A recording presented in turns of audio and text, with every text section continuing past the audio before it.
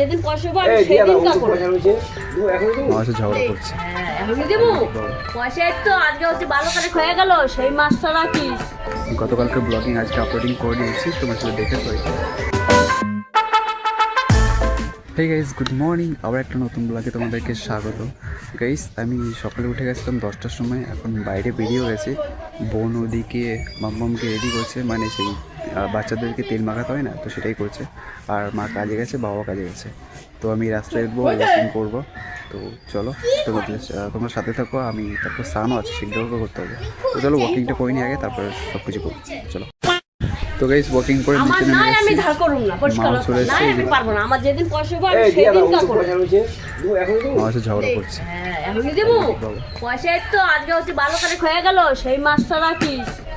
12 তারিখ। হ্যাঁ, ওই তো দিলি 500 টাকা, 1000 টাকা আসলো। চা 5-6 মাস হয়ে গেল।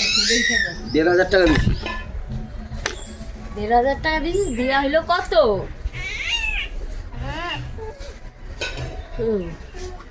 তাহলে হচ্ছে 2 আর 1.5 3,500 টাকা হলো। কত পাইবো?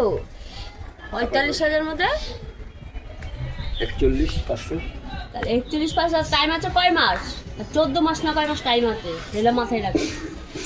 কয় মাস হলো?